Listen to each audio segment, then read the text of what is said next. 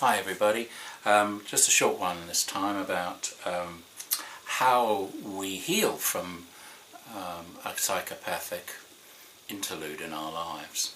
Interlude, it sounds a bright and breezy term, isn't it? Like most of you, you would have heard that the main message that people give you is to get out, escape the situation. I found that only partially helpful because in our position that was for many reasons impossible, and I have also met other people who have found it particularly difficult. Not necessarily impossible to get away from the mental anguish imposed on you by this force, but actually physically to get away can be difficult for financial reasons, for many reasons, for family reasons or whatever. So for those of us, or those people who feel they can't get out, we should have certain tactics to help ourselves in the short term and also in the long term. What I've felt, and I think a lot of people would feel, is anger, and we need to acknowledge the anger. The anger is valid. Beneath the anger of grief, and usually this involves losing something dear to us, there is sadness. So there may well be a mixture of anger and beneath the anger, tears. So it's all right to cry. In fact, when you start to cry, maybe that helps release some of the anger. And we should be wise with our anger so that we don't hurt others or impose ourselves on others or generally be a pain in the neck. So we need to express it. We can write it down, we can shout at the beach when the weight of the waves take it away, and we can be consoled by people who care. It's important to only share this information with the right people, and I'd have to say the majority of people may not be a lot of help. Obviously people who have been through similar situations in their lives can be a great help, but others may be unwittingly guilty of making things worse for us as well by comments that aren't particularly helpful. So we use our intuition, I think, in choosing who we share this with. One thing that does tend to happen as part of a natural healing process is that once we start recognizing this behavior, how it's affected us, we also see how this force of psychopathy, this sociopathy, is at work in the broader world, around us, in our country and in the world as well. How there's an addiction to material goods, to busyness, to greed, to all sorts of things. As we understand that the psychopath is addicted to power, they're megalomaniacs, that's a lovely old term, and sadly they're addicted to the suffering of others as well. It's how they get their kicks. This is initially a great shock to most people because most people aren't like that, but when one looks around, one begins to realise that these people are around in prominent positions as well. So it's difficult not to get cross and grumpy about that, but that is a stage of getting through.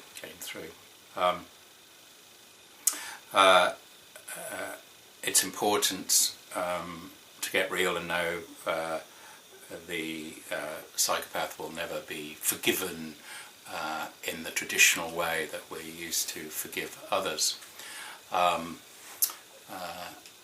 It is possible, I think, to realise that the psychopath, we don't know where they've come from. We cannot blame an unhappy childhood necessarily in the most severe psychopaths, nor can we necessarily find obvious genetics. They're a mystery, maybe a mutation. So in a way we can't find any real angle to feel sorry for them, but we can certainly feel sorry for the people other people that are affected, and we can start doing something about this. I believe, and I've had to believe, and I think many of us will believe, that if we've gone through this, there is some sort of reason behind it, and at the time it's very difficult to work that one out. But I believe that is so. We certainly can be a lot of help to other people, and we can help be the change as we help change other people's lives. We'll go through a stage of, I suppose, linking in with some of the conspiracy theorists. I have actually a lot of time for conspiracy theorists, because when it comes down to many things, they've been right. The only problem is, as a group, one can tend to feel negative, and within the groups like that, there can be a lot of angry people. If one goes onto the internet, one can see the comments of people's unresolved anger, and maybe some who will feel comfortable in their anger as well. As far as conspiracy is concerned, we'd have to remember that those people who were, say, doubtful about going into Iraq, and were doubtful that there were weapons of mass destruction hidden in bunkers there, have proved to be right. Those who've been, I suppose, wary of bankers fixing rates and foreign interest rates as well, have been proved right as well through the LIBOR scandal and the Forex scandal as well. So one has to realise that one does become, as you go through this, as you heal, more suspicious about what's going on in the world.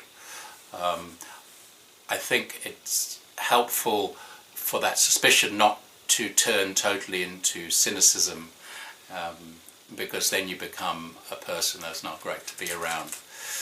But by all means include these feelings, this expression, this being yourself in your work, in your art if you're an artist, in your poetry if you're a poet, in your writing if you're writing, in your cooking maybe if you're a cook.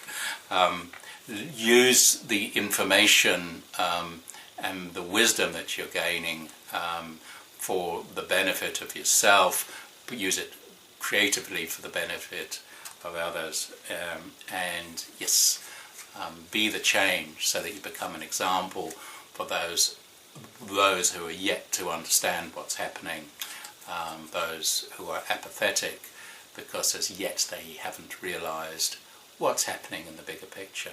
Okay, so and by all means, please keep happy and joyful, because that's one of the reasons we're here, to spread joy. All the best. Bye. Thank you.